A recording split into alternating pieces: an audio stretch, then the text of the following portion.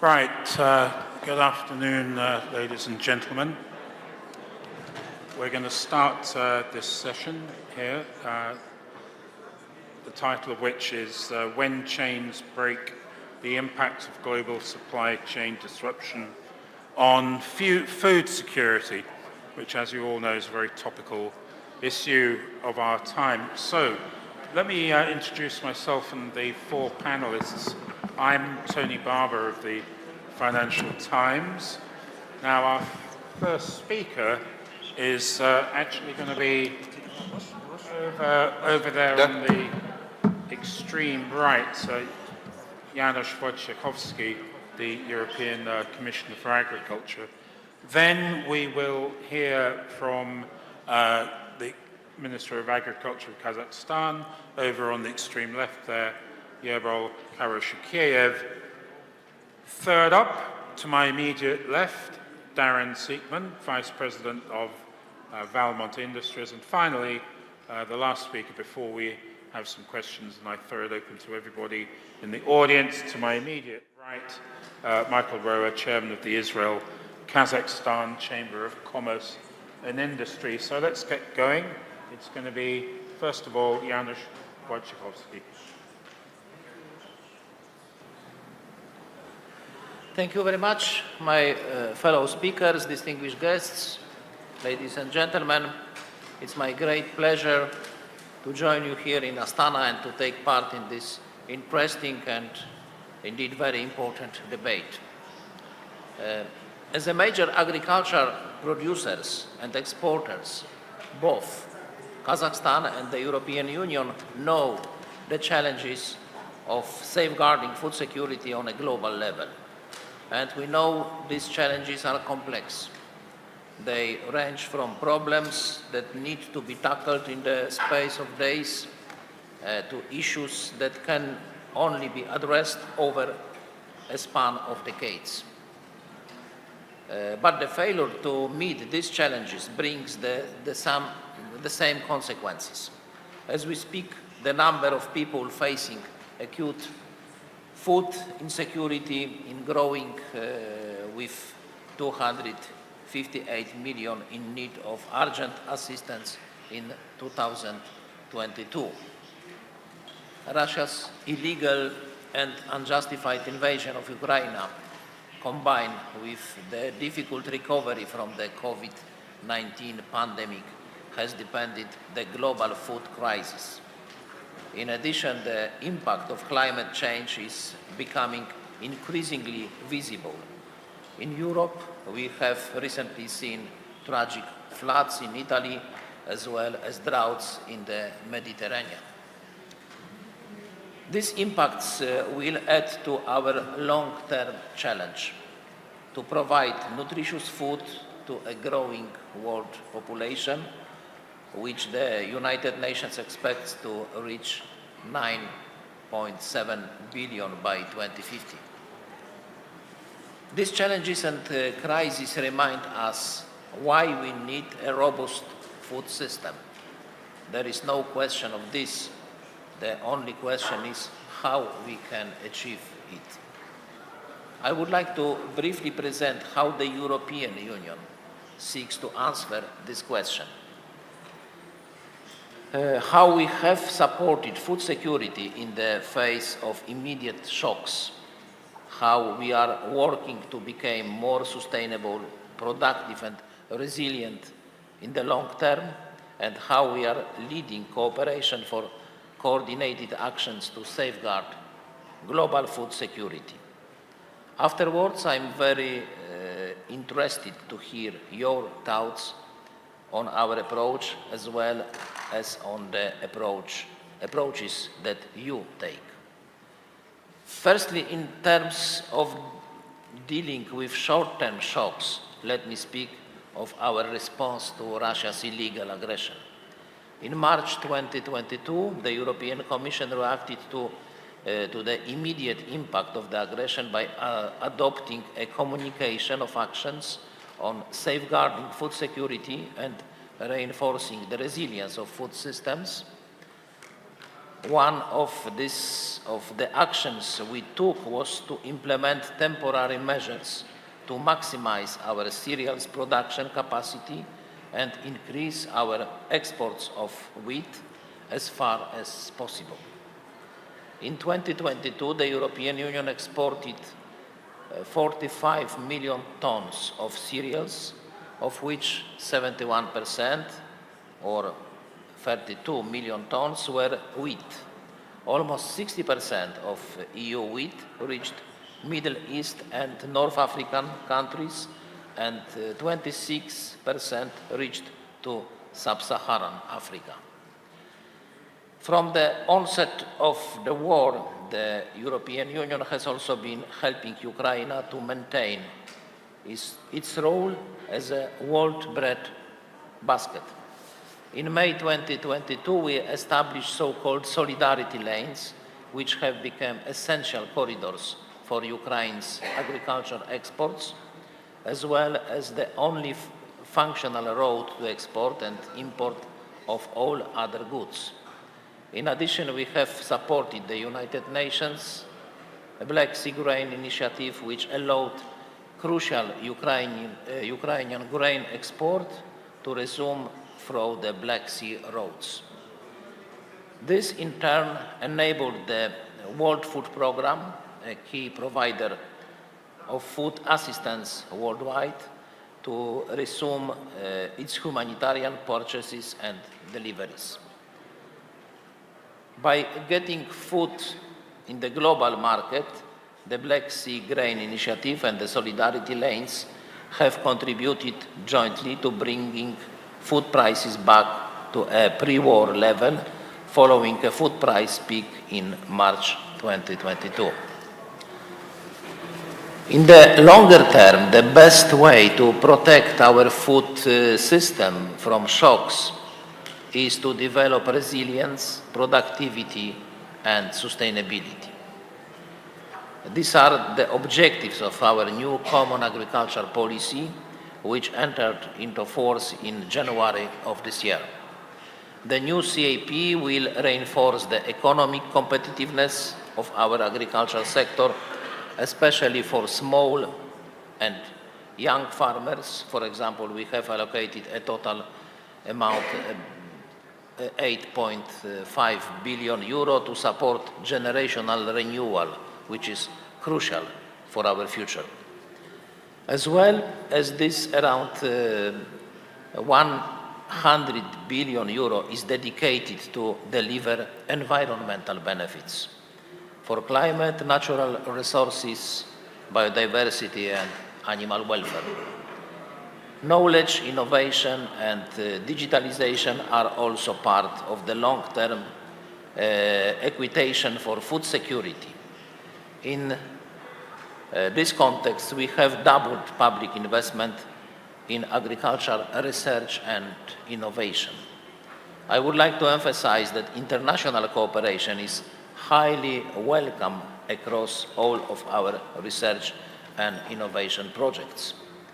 In these challenging times, it is crucial that we keep working together and learning from each other. On that note, let me come to my final point. At international level, the European Union has developed a comprehensive response to safeguard global food security. This response combines 4 strands of action. Our first strand is solidarity. We are stepping up our humanitarian aid, especially for those populations most at risk, to support food affordability and economic stability.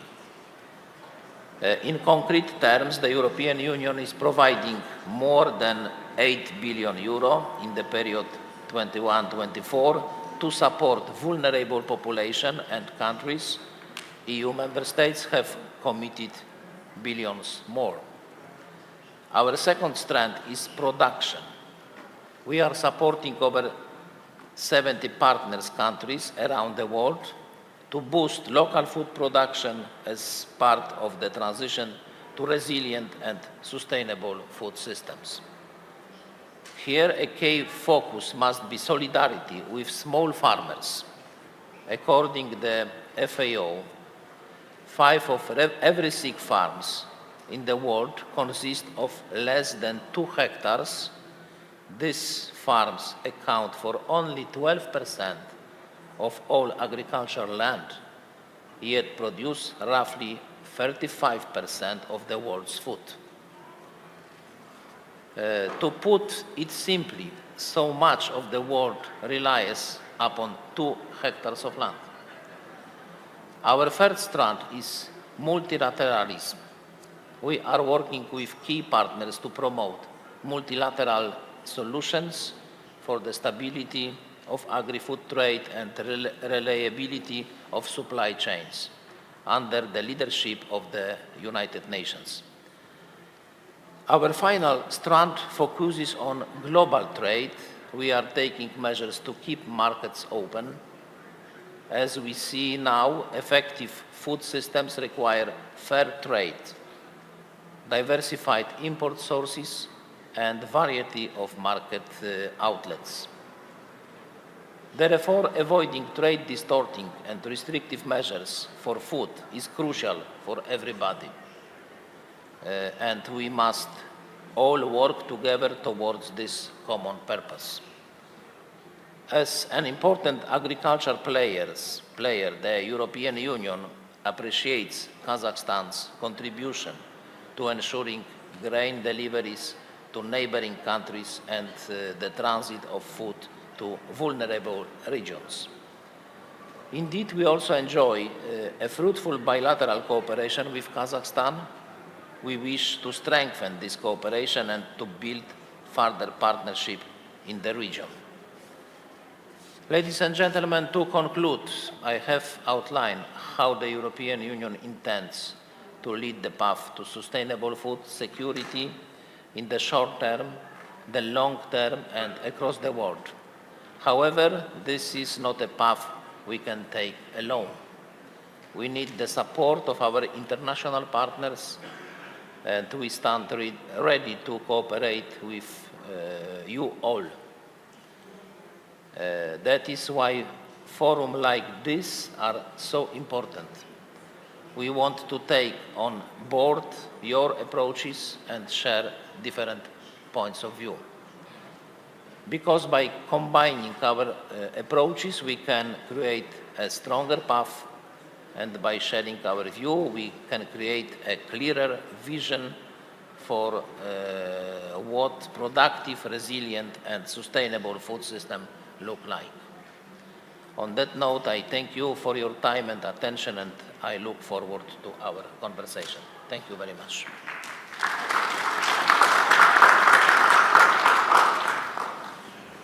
Thank you very much, Janos. So there we are. That's the European point of view. Our next speaker, Minister of Agriculture here in Kazakhstan, Yevol Karachikeyev. I believe that Yevol's going to be speaking in Russian. So for those of you who don't know Russian, there should be some headphones. So off you go. Thank you very much, Yevol. Thank you very much, Mr. Barber, for giving the floor. Allow me to welcome the participants of the panel session on behalf of the Minister for Agriculture of the Republic of Kazakhstan, and wish everyone fruitful work. I believe that such years especially showed unstable geopolitical situation, and it has shown to all the society all of the weak points of agricultural sector. And since we have some limitation of the foods, the chain, supply chain, and we had seen the disruption on food supply, we have seen many countries of the world now face the challenges of the food security, and each country is trying to now develop an independent food security chains. And moreover, because of the logistic issues, we see that many manufacturers' assets have had an increase in pricing, and here in Kazakhstan we especially felt it, that for all the technology, the pesticide-wise, we've seen the increase in pricing, and we now have challenge that the government should provide an effective aid to the agricultural sector, so we won't have any stoppage of the manufacturing, and that we would be able to support the positive dynamic that we had before. And we, as we know, Kazakhstan is an open market economy, and all of the global processes that are happening worldwide are, of course, impacting Kazakhstan as well, and they are leading to increase of the pricing for of the sparables, of the equipment and everything else. And of course, the agriculture in Kazakhstan should find some path to adapt to those global changes. And looking at the situation, we see that we need to increase our partnership in order to resolve food security issues, and as a result of the policy in agriculture, the anti-crisis action plan, the increase of the funding that we have conducted last year during spring, autumn, and the forwarding contracts enhancement. And even though there is still some impact of the COVID-19 and geopolitical issues, the Kazakhstan citizens, the manufacturing of the food sector had reached 6 billion USD, and in 2024 the forecast is growth up to 7 billion USD. That is 5 to 6% of growth on yearly basis. The main capital of the agriculture was 7%, which is 2 billion USD, mainly to the agriculture, and 4 months of this year has shown the positive dynamic continuation, and 25% growth has been shown into our capex of the agriculture as a result of the manufacturing of the food, which is showing the head of plan growth. That's why we have seen the increase of 7% of the budget. And in order to ensure the food security, the state has taken actions, and I would say just in short exactly which actions are. Till 2026, we will implement 900 projects. It's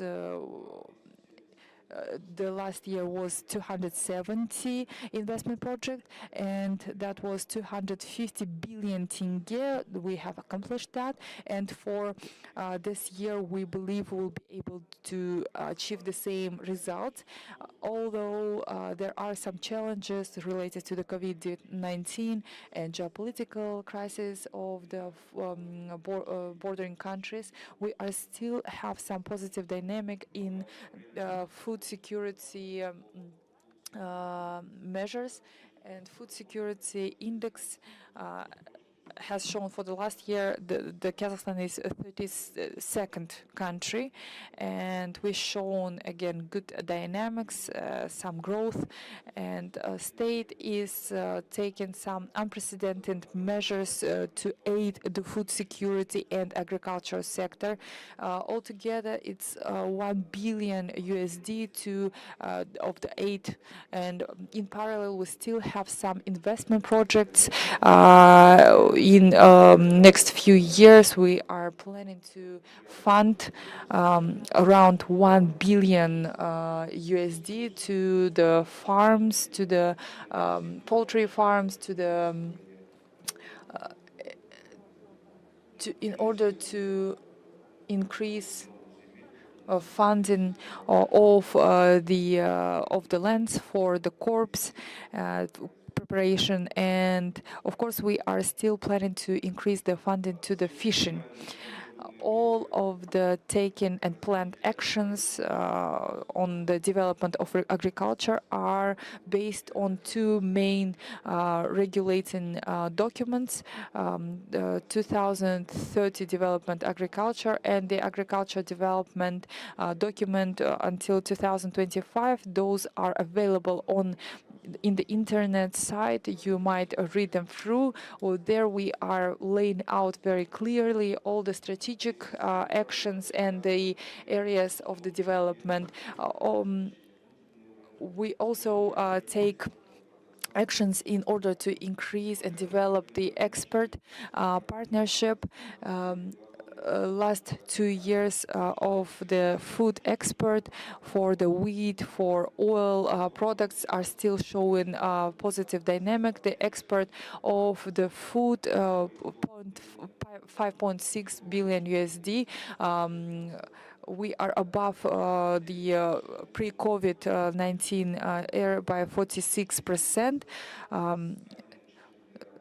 From 1.4 to 1.9 billion USD, we can see that's the wheat export. The oil food has been increased by 6%, from 340 to 60 million USD. The processed food export has increased by 64%. This is the 2.3 billion USD within our export sector. Altogether, geography of the export is covering 67 countries, and it includes 31 food types.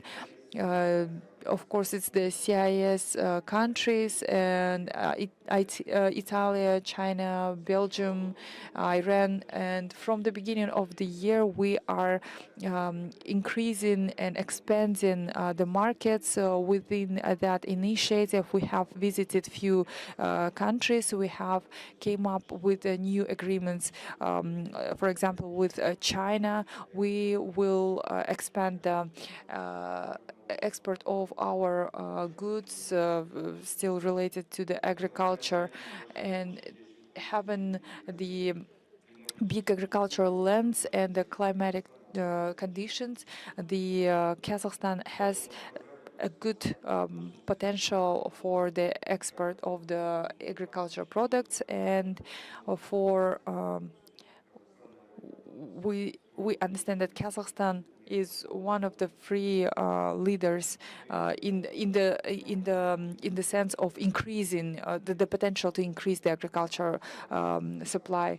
And together with we have a meeting. We had a meeting with the China meat industry representative, and he has shared a very interesting facts. Like if the Chinese citizen, each Chinese citizen will increase consumption of the meat by 50 grams, then we will need like few billion tons of meat on yearly basis. And looking at the countries that have potential to export such a requirement of meat is very limited.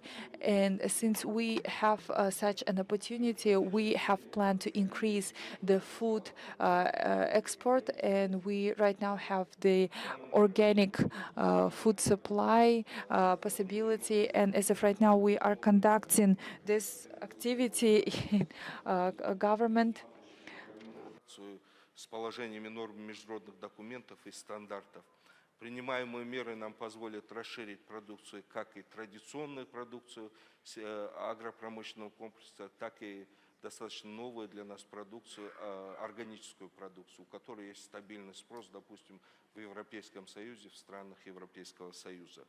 В целях расширения списка казахстанских компаний в реестрах иностранных поставщиков мы работаем над гармонизацией фитосанитарных и ветеринарных требований стран-импортеров. Одним из ключевых приоритетов является сохранение водных ресурсов. Для этого правительством стимулируется переход к водосберегающим технологиям. За последние несколько лет мы ежегодно в Казахстане вводилось порядка 30 тысяч гектаров орошаемых земель ежегодно. Они переводились на полив капельным орошением, методом дождевания. И в последующие годы эта динамика будет ускоряться. И перед нами стоит задача ежегодно вводить уже не 30 тысяч гектаров земель под интенсивным орошением, а побольше 100 тысяч, 140 тысяч, 150 тысяч примерно в год. К 2030 году мы поставили перед собой цель увеличить площадь земель, на которых применяются водосберегающие технологии, с текущих 280 тысяч гектаров до 750 тысяч гектаров. Это более чем в 2 раза предстоит увеличить. Повышение уровня знаний фермеров также является ключевым фактором роста экономической эффективности отрасли. Поэтому реализуется масштабная программа обучения фермеров лучшим мировым практикам и технологиям ведения хозяйства с ежегодным охватом до 100 тысяч обучающихся. В целом Казахстан готов играть ключевую роль в обеспечении продовольственной безопасности в регионе. Ежегодное производство 20 миллионов тонн зерновых хорошего, высочайшего качества позволяют удовлетворять потребность Средней Азии, Афганистана в зерне и в муке. Как потенциал увеличения поставок пшеницы идут в Европу, Иран, в Китай.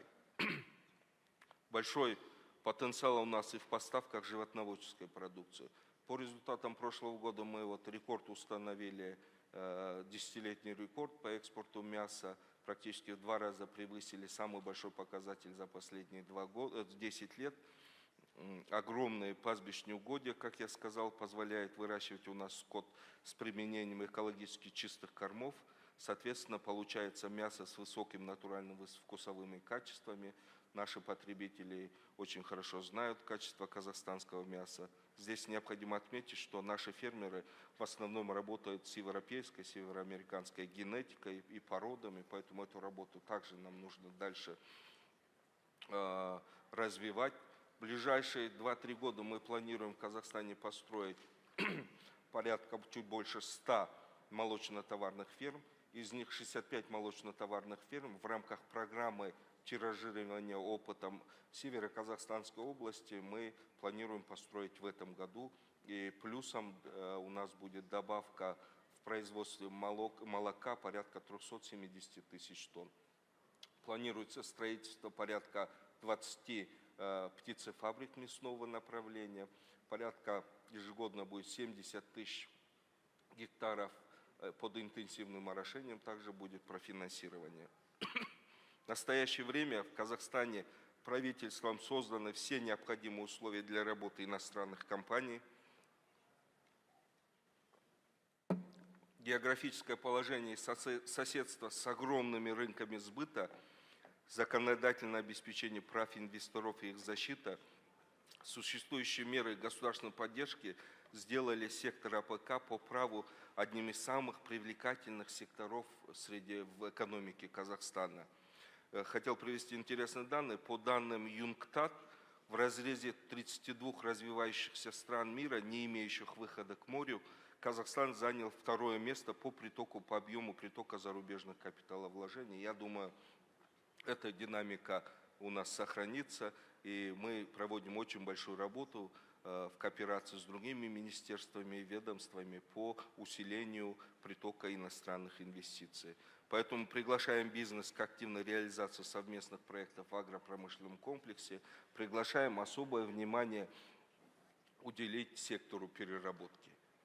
Сектор сырья, мы ежегодно над этим работаем, объемы производства у нас растет, переработка, глубокая переработка, качественная продукция в условий открывающихся рынков. Мы знаем, Китайская Народная Республика только вышла из строгих ограничений, и в рамках наших поездок там мы достигли соглашений, что мы будем наращивать взаимный товарооборот и поставку качественной продукции агропромышленного комплекса.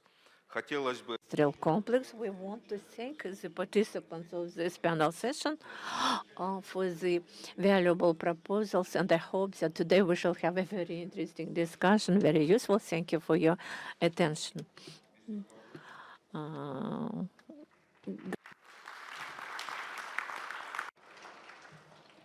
you very much, Minister, and I must say, listening to your plans to build up Kazakhstan's cattle production, it brought back memories of the great Western starring John Wayne, Red River, where a cattleman starts off with almost nothing, but he builds up an enormous herd of cattle and then has to take them all the way from Texas to Missouri.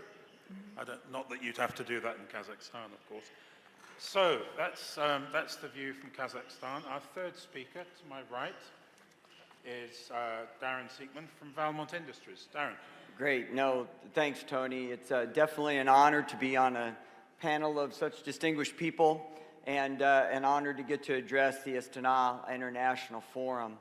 And to your point, though, every cow needs something to eat. And what Valmont's best at is producing the fodder and producing the grain for those cattle to eat. But for the past 76 years, Valmont's conserved resources and improved life. We're a $4 billion U.S. publicly traded company. But our center pivots have literally, our center pivot irrigation systems literally changed the face of the earth, bringing productivity and efficiency to farmers around the globe. As we lead the adoption and innovation of ag technology, we're enthused and excited to get to help solve the continued challenge of feeding more people while preserving natural resources. Our machines are literally giant robots in the field. And they don't just manage water, but they collect data around nutrition, pests and disease using world-leading artificial intelligence. We have over 100 data scientists analyzing and refining our algorithms based in Israel. It goes without saying, though, that the pandemic and the global events and why we're having this session today greatly affected our supply chain, and I'll address that in really two major ways. The first would be is that we are a global manufacturer.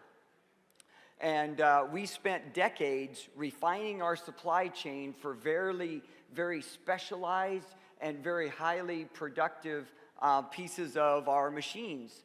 As you can imagine, once the pandemic happened and once other geopolitical events happened, we had to be very nimble and agile and really dismantle the way that we sourced our products and find alternate uses, alternate sources. And again, to the layperson, you may say, well, an electric motor is an electric motor is an electric motor to drive a gear shaft. But again, we had optimized that to minimize power consumption for the longest life, for things like that. So that really changed, especially around the electronics.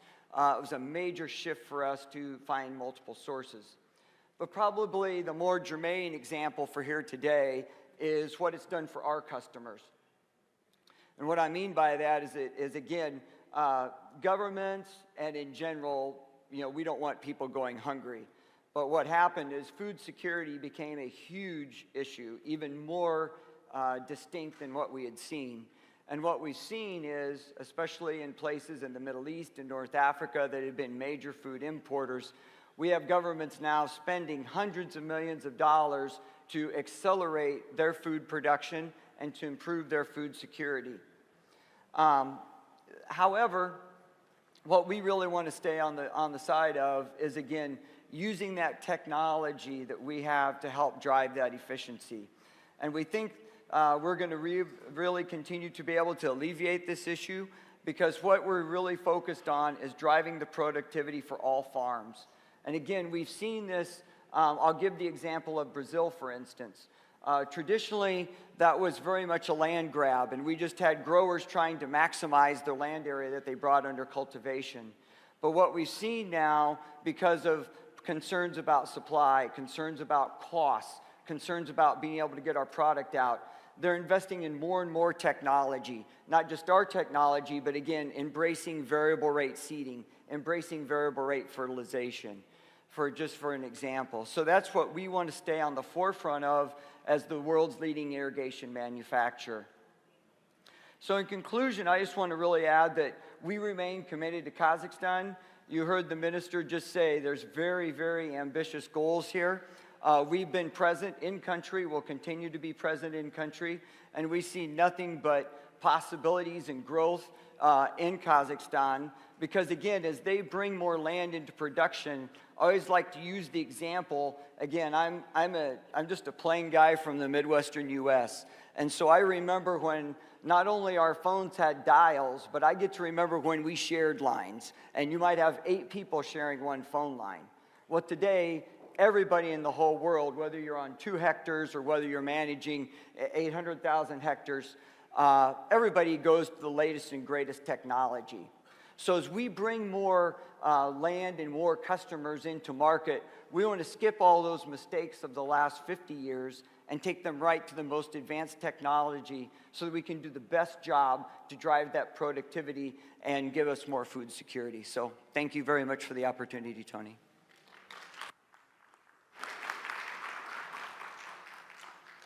Well, that's quite incredible. When you listen to that description of what it's robots in the field gathering data and doing the work for it, it's quite an image, isn't it? So, the fourth and final speaker, Michael Roy, Chairman of the Israel-Kazakhstan Chamber of Commerce. Chamber of Commerce, of course. Yes, off you go, Michael.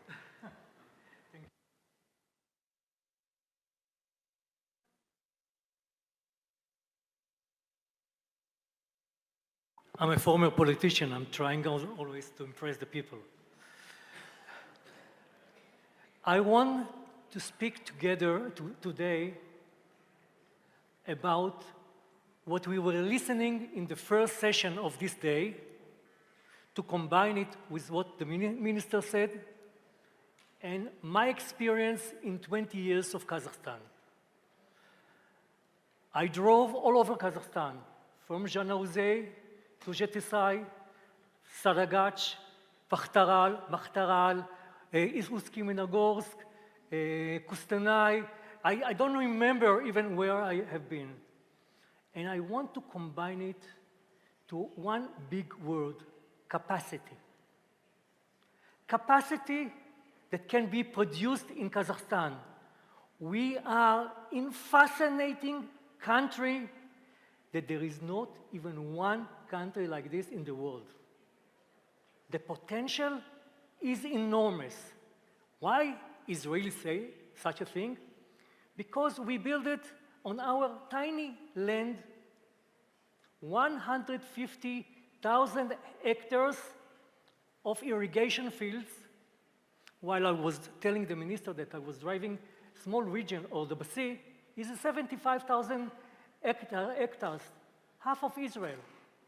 And we are producing food for 10 million people and exporting about $2 million of products abroad.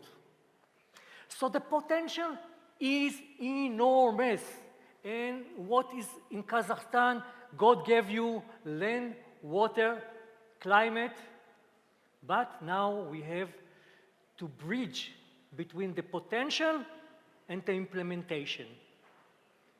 And I will tell you from the experience of small issues in Israel, how we are dealing with water.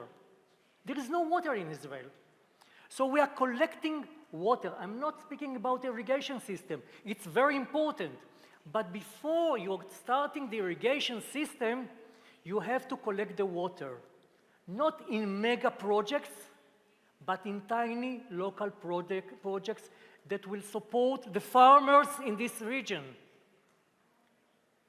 There are solutions. You see solution in the picture. We are collecting while we are not irrigating the fields, we are collecting the water. Well, we are also cleaning the sewage on a level of drinking water, and we also pumping to the small mini collectors. 1 million hectare, 1 million cube, 2 million cubes, that's it. And while the farmers, and because I'm growing onion in Kazakhstan, I know when you use, everyone is using the water, there is a shortage, and you cannot say to the onion, hey, please wait, tomorrow you'll get the water. From these small collectors, you take the water and you irrigate your field. And then you are buffering between needs, and you can grow in about 30% the potential of harvest in your fields and in territories. That's one example. The second example that you look here, it's Mr. Shimon Peres, our late president. He was an intellectual, and when he was young, he was studying agriculture school. He presented the Pope with new type of wheat. the intellectual resources in Israel are giant. And this wheat enlarge the harvest of wheat in Italy in 25%. Take the 20 million of Kazakhstan, enlarge it in 25%, and everyone will be happy. Capacity. Capacity, capacity, capacity can win the war, can win almost everything. Let's talk about milk. I'm driving around Kazakhstan and I see very hard-working farmers, but they don't have success. And I know I can give a lecture of 2 hours why it's happened.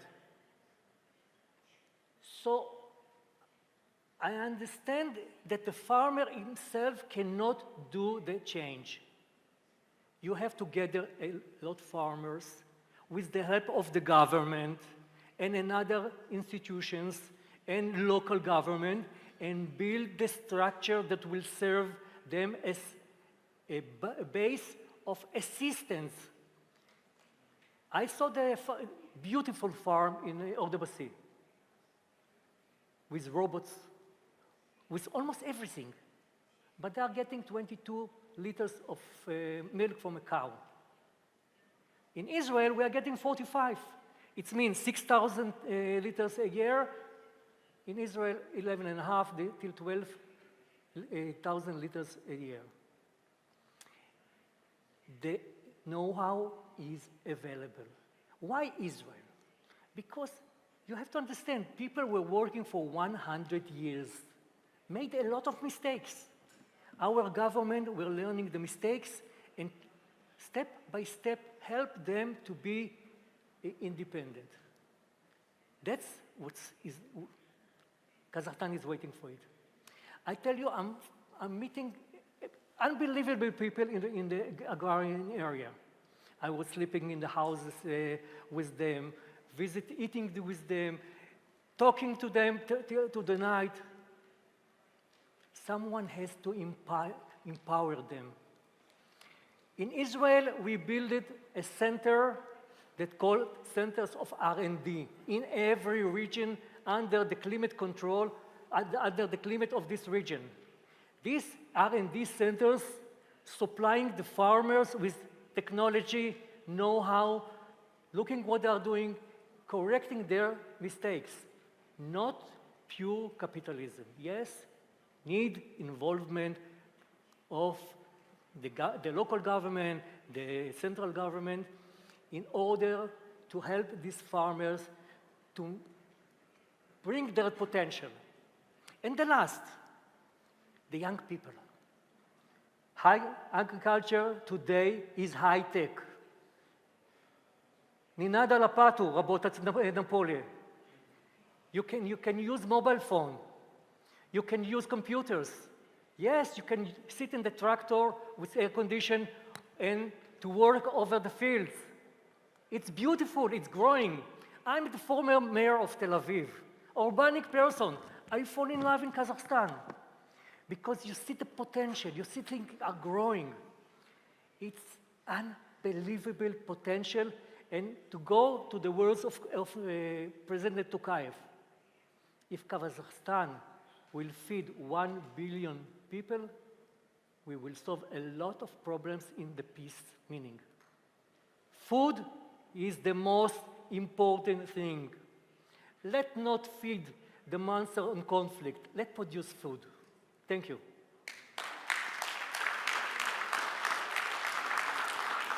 I forgot one thing about, because of what happened during the war in Ukraine and the pandemic. Look on the picture. Go to the laboratories on the companies, and you can see the autonomic trucks that are already in the laboratories. Look on the main road that charge these trucks without stop. Think about logistics from Kazakhstan to Europa, to China, no driver, no charging, and very cheap electricity. The accessibility of food from Kazakhstan to the world is in very big potential. Look on the future. It's 7 to 10 years, and you'll see that these trucks going on your beautiful roads that you built it in the last few years. The potential of Kazakhstan is enormous. We have to win. Let's fill the world with Kazakh food. 1 billion people, this is the goal.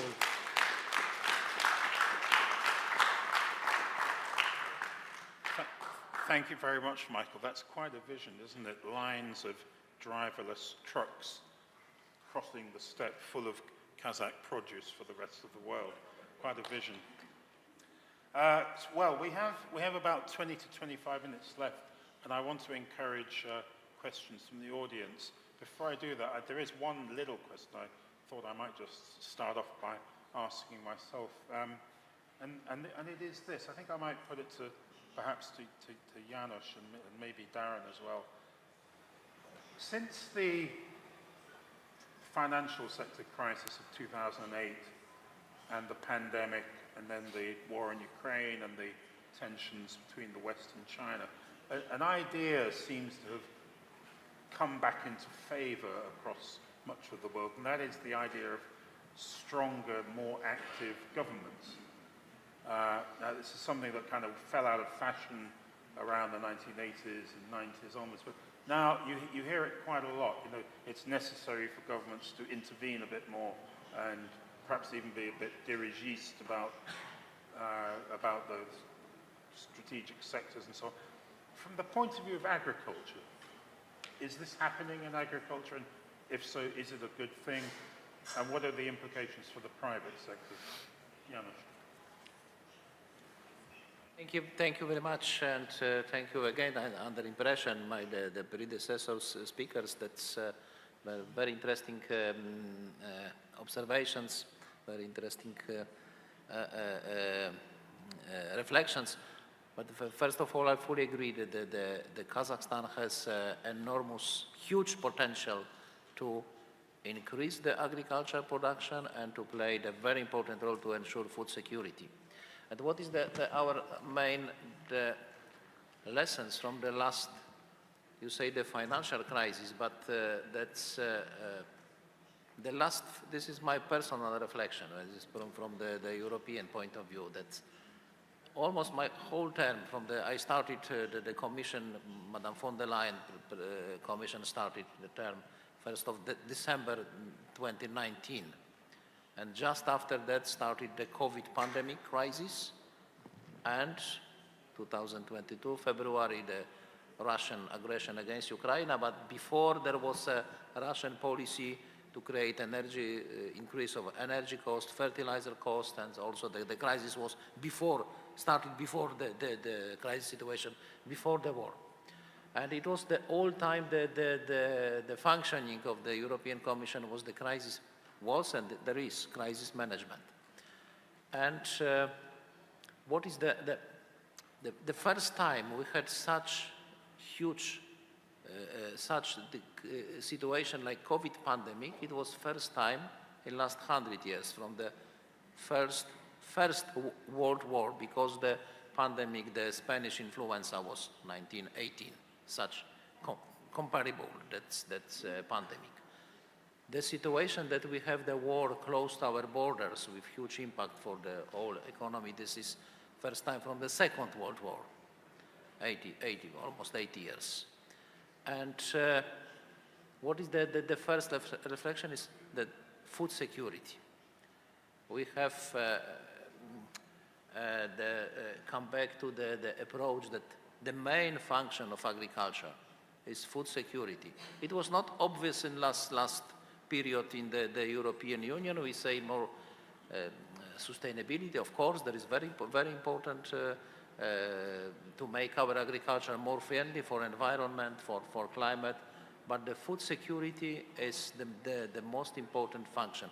Fortunately, in the European Union, in the short term, there is no risk for the food security in Europe. European Union is one of the biggest food exporter in the world, is self-sufficient, but we had a problem like generational renewal, lack of generational renewal in agriculture, the problem of climate events like drought, that's flood last time, and the farmers are under pressure all time, and there is in the medium and long-term perspective, we are not sure about the food security.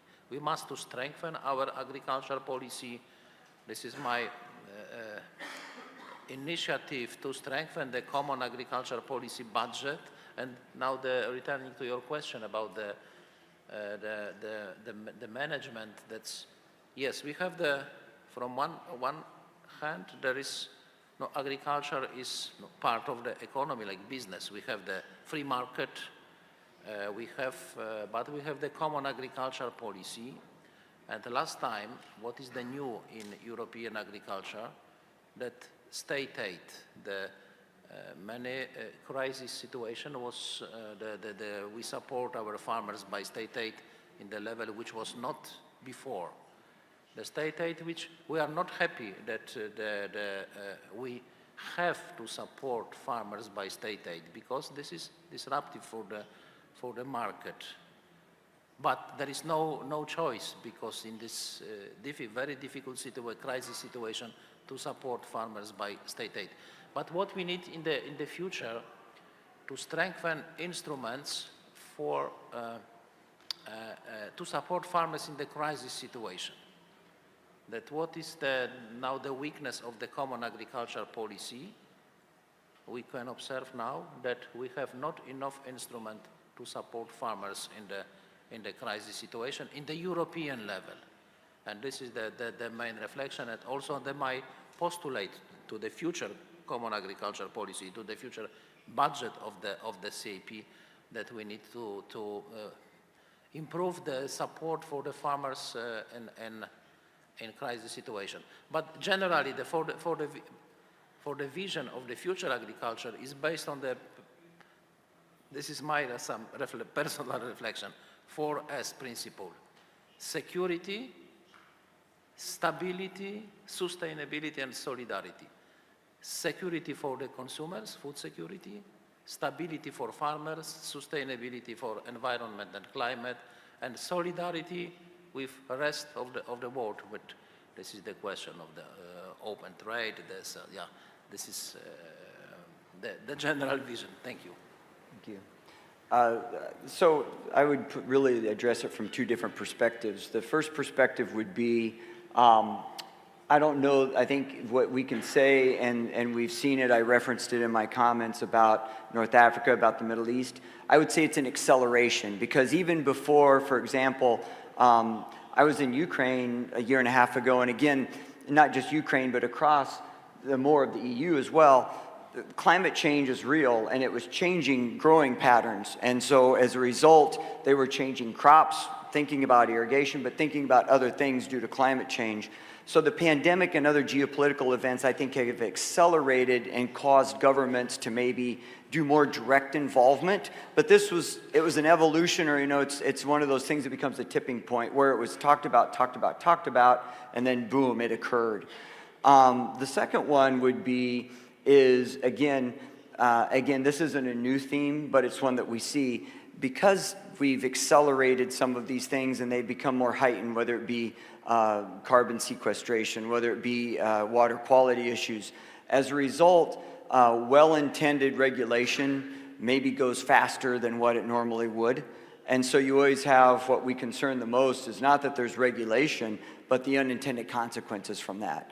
And so then again, because you are operating in a free market, because farmers are the most entrepreneurial people that I know, you'll wind up with some kind of nasty unintended consequences from regulation. But again, that's just because they're responding to the market and going to what's available, i.e. whether that be the crops they grow, whether that be even, I use the example of my father, and he farms still in central Nebraska, and the way the regulations work, he's actually incented to pump more water because they don't account for the efficiency, they just look at how much land he's putting it on.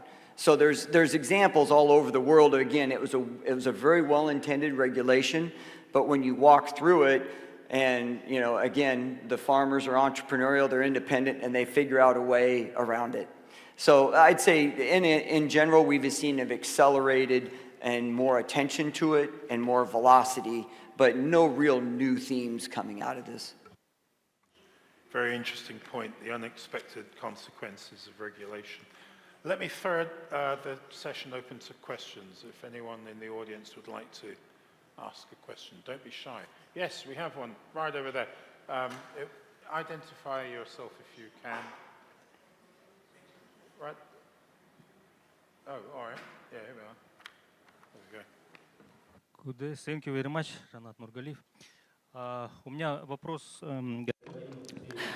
I have a question to the representative of for Mr. Mikhail.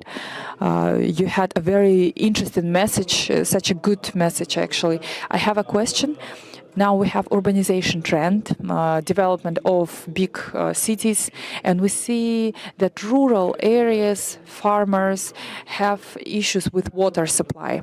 And how to find the balance in this area, how we can look at the GDP impact, how can we find this role, how we can find the balance between the big cities development and rural areas in the sense of water supply, which is the most imperative to develop a agriculture, to have a good water supply. I feel like the deputy mayor of the city of Tel Aviv that is fighting on about square meter here or there. We are talking about Kazakhstan. And I don't think that there is a lack of agricultural land in Kazakhstan. You have to use it only better. So increase cities. I will give you full lecture why not increase the cities. Because of the infrastructure, because infrastructure is a monster that's eating resources from the city and don't go to the lands of the farmers. But if it's needed, it's not such a big problem in Kazakhstan. Yes, on the private level, yeah, I understand. If someone in the government is coming on your small field near the city, you are very upset. But in global, in the amount of land that you have in Kazakhstan, to implement on them new technologies and produce food, it's not a problem. So I know, I don't remember which hat I'm talking to as former deputy mayor of the city of Tel Aviv or someone that's doing agriculture in Kazakhstan. It's not a big issue, seriously. I don't want to offend anyone. On the opposite, agriculture that is close to the city can use the water as we're doing in Israel. We are cleaning 85% of the sewage water in Israel on level of water, drinking water, sending it 100 kilometers and growing all our food in the desert. So it's very difficult for me to understand what you're asking because I'm coming from such a tiny land. And when I'm driving Kazakhstan, I'm crying because I see here thousands of Israel in Kazakhstan and the potential. So, sorry, I cannot answer your direct answer. Yes, in the front. Because this is a very interesting question, because we have also the problem in European Union. We adopted last time the long-term vision for rural areas for 2040. And there is a problem to the question of the cohesion.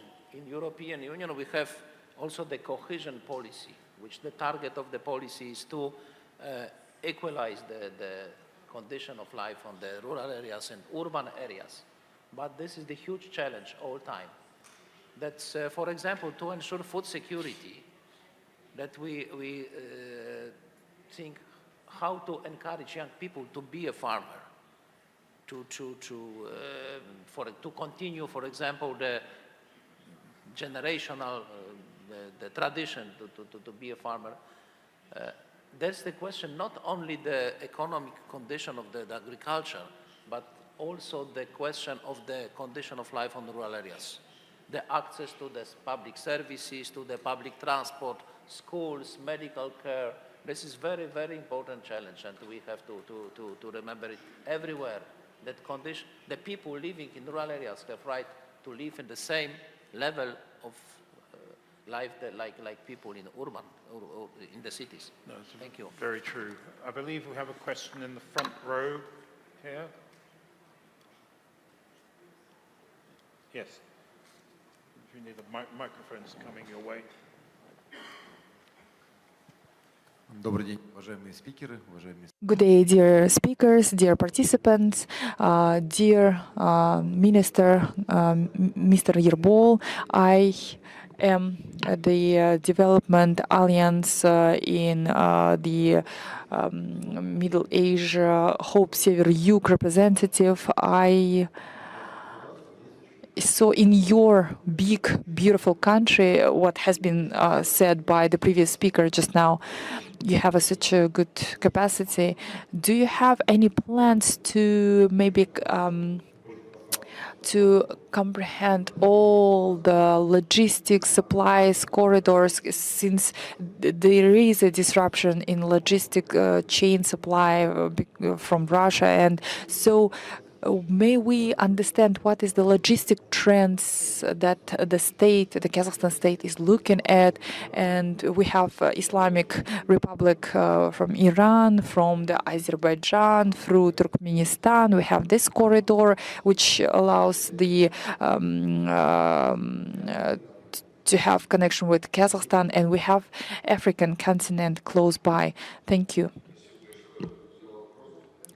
Thank you for this question. The issue of logistic is the Ministry of Industries area, and we are, as a users, we can see the volume of the products, the export that will increase. Of course, we are trying to put the role for our colleagues, TMT route, and all sorts of alternative routes, logistics, the Caspian corridor, import and export of the agriculture products.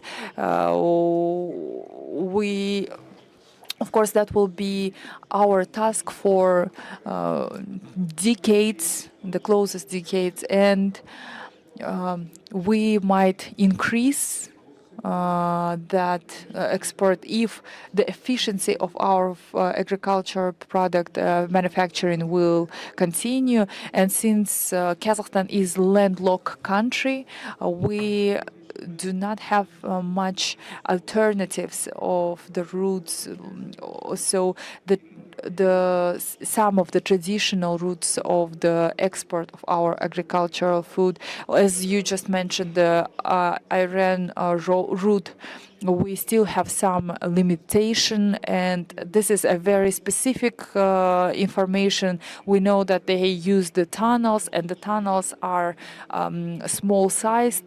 This is the issue of maybe extending the size of this tunnel, and I believe this is a task that is in front of other countries. And as you know, the Kazakhstan last few decades have invested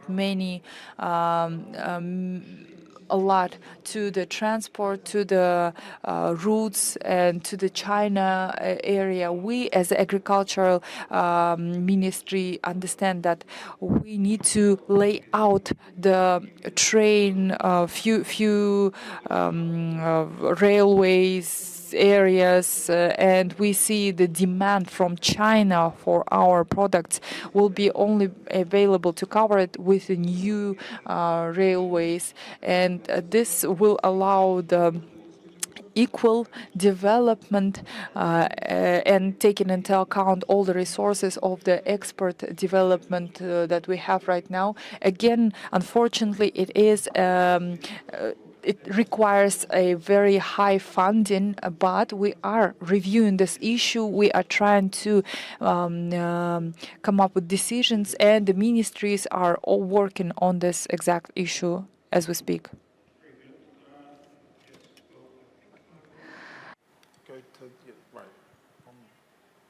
Рахмет. Менің сұрағым біздің министрге еді, кешірерсіздер. A question to our minister. We all know that now agriculture in Kazakhstan, people in rural areas cannot deliver their products to the markets, and there are mediating companies who are interfering in their business life. Wherever we are, rural farmers produce meat or butter to us. They deliver it to their markets. And how can we appraise the quality of the food products up to the international standards? And I am talking about the farmers which are quite strong. They are big ones. They can find the way to the market. But I'm talking about small farmers, small peasantries, how the government can support them. How can we make the products which can be delivered to the big markets in terms of the packaging and etc. Does the government think about it, how to support the farmers?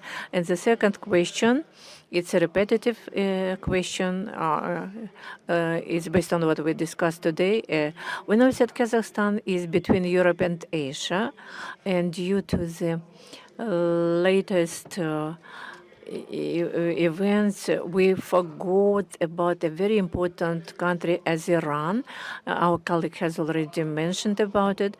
And we, of course, understand that 10, 15 years ago, the Kazakhstani grain was not let to be traded. Ukraine and Russia wouldn't allow our grain to be delivered through their ports. We lost Egypt. We lost all the markets. Now, what EU can do for us to return Iran to this trading, transport, supply chain, so that via Iran we can get access to the African states. Thank you.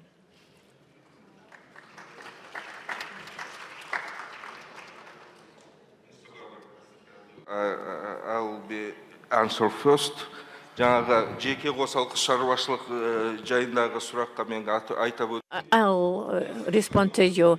Do we have any translation from the Kazakh language to the English? Is it possible to translate it? In Kazakhstan, agriculture and cattle breeding and crops growing is in the private hands, which means that 70% of this production in the private farmers, in their hands. But of course, we do have producers which cannot grant high quality of the products and have a low quality of the products. And now the question was asked, what can the government do to support farmers? Now, the Amanat representatives, now Amanat has joined us. They allocated $1 billion to support the agricultural sector. And we have the cooperatives which are operating. They will get put $2.7 million or $7,000 per the farmer. So the money will be allocated to private farmers, peasantries. And we need to ensure the high quality of the products, to improve the quality of the agricultural products. We need to comply the requirements of the standards. And there is one more problem. It's related to the pastures. And we need to have and allocate certain pasture lands. Yes, we are also giving the lands in the private owners' hands. And we don't have actually pastures for our farmers. And if somebody starts to work in cattle breeding, they of course need lands, pastures for cattle growing. They need to ensure the water to the cows and etc. So private owners solve the problem in other countries of the world through cooperatives. Now we have the plan to develop cooperatives for farmers so that our agricultural companies, farmers work and follow the uniform standards. Then they will be able to produce and sell their products at the domestic market and any external markets. And of course, they can get access to certain credit lines. We are going to provide them. And also, from the point of the government and on behalf of the government, we think of allocation of certain subsidies to small cooperatives. And they will be allocated subsidies under 2% of interest rate. And they will have access to credit lines, to subsidies.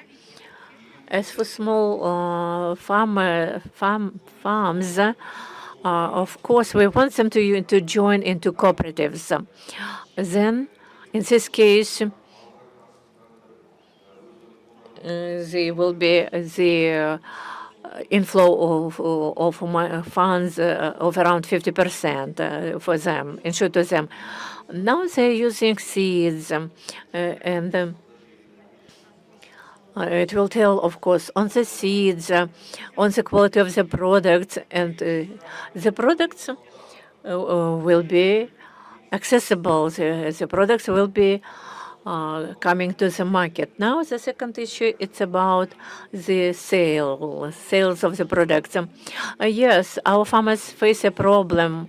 They produce products, but they sell the products at a price which is twofold higher.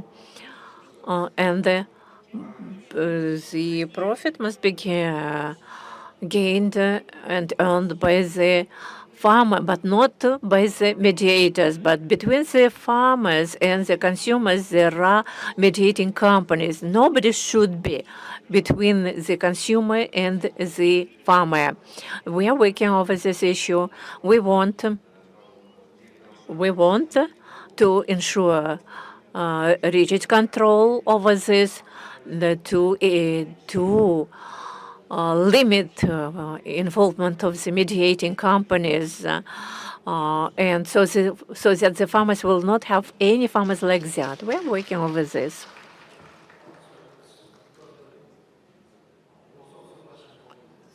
Go on, Janusz. So, very briefly, thank you for this question, and I'd like also to say that I don't know exactly what are the problems with transport of Kazakh's grain to Iran or by Iran, but we have the sanction system for many products from Russia, from Iran also, because Iran supports Russia, but the food is fully excluded from the sanction system. We don't ban the food trade. The agricultural products are fully excluded, and it should be no the reason of the EU restrictions. That if there are problems with transport by Iran, this is not the question of the EU restrictions, EU ban, because the food is fully excluded. Because question of the food security, we fully understand that the food should be excluded from the sanction system. Thank you. Okay. Right, now we have officially reached the end of our time, but I'm going to have one last question in the front.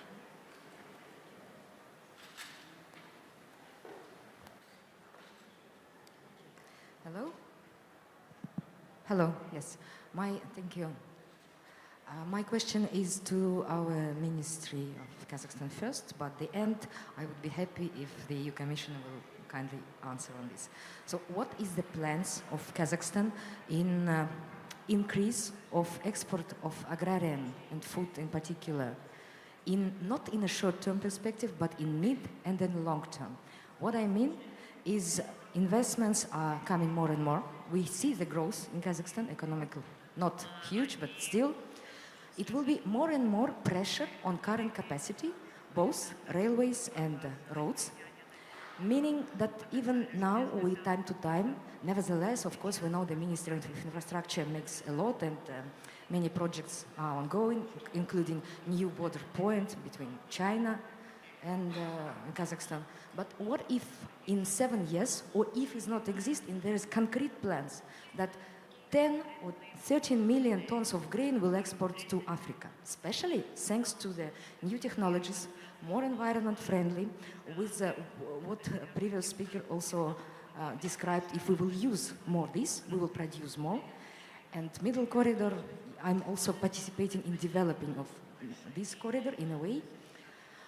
What will be then? First. Second, how is it? We know the EBRD survey was presented successfully, some preliminary results in May last month in Almaty. So what is in Global Gateway and in general in EU Commission are plans of having in mind this growing potential and connection within their Global Gateway and any other maybe new programs and plans? Thank you very much.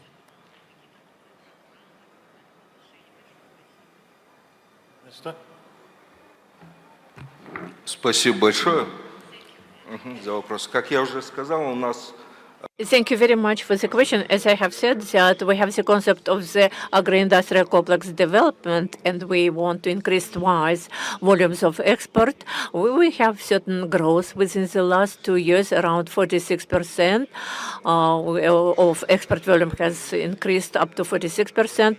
Now we have the plan to develop our export potential further, but we have some objective reasons. If we take wheat is such a product that of 30 countries of the world which export wheat. Kazakhstan maybe is the only country which is a landlocked country which deals with export of wheat. And it will not be fair for me to say that we can be competitive in this term, and that we shall be able to provide grain to these countries and to maybe drive out other competitors because they provide grain and export of grain by big wagons, and the cost of transportation, the costs are incomparable with our competitors. This is a unique situation. It's a unique situation for the countries of the landlocked type of the countries. But in Kazakhstan, last year, 22 million crops were produced, and we used 700,000 of it for processing. Our grain is of high quality which is quite good for macaroni production, for the processing of it. The whole world uses stripped, so premixes based on this grain. And if Kazakhstan comes to it, if we shall produce not 700,000 tons, but 7 million, then we can ensure and supply proteins and the B type of vitamins which are produced on wheat. We can produce and supply it not to the neighboring countries, to Australia, to European countries, given that they have high added value. This is the only way for us to increase. We have to increase the productivity of our products, to strive to the deep processing and diversification of our fields. When we start to produce up to 80% of our wheat, and export to the countries vitamins of group B, B6, B12, B1.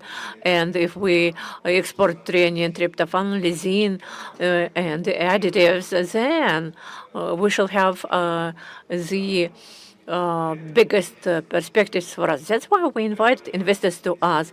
Guys, if we look at wheat, this is the high quality of wheat. As for cattle breeding, we are talking about deep processing of meat and access to the nearest markets. And the last 2 years, we work over the situation. We are reforming our system of veterinary phytosanitary control. And we need automatization, rigid control of the epidemiological situation, and the meat will be taken to the neighboring countries. We shall not have to invent a bar, because the Chinese People's Republic is next to us, and for decades we can increase volumes of production of cattle meat. We shall ever find the market in the neighboring China. And same with the Central Asian countries. They don't have large areas, they don't have pastures. That's why we can undertake this direction and to develop, and we can supply protein to our neighboring countries. And we need technologies for it. We need, and I agree with Mr. Wojciechowski has already mentioned, it's necessary that there should be some smart people in agriculture. We need smart land management. But young people strive to go to the big cities. We need to invest in rural areas. If we invest 1 tenge in the procurement of 1 tractor, we need to invest 1 more tenge in rural areas, in development of agriculture, so that they will have at least minimum of comfort, so that people will not go and leave rural areas, but parents would prefer the children to stay. Thank you very much. Up for today. I hope you found it as lively and stimulating as I have. So let's say thank you to Minister Karashikiev, to Michael Brewer, to Daniel Zickman, and to Janusz Wojciechowski.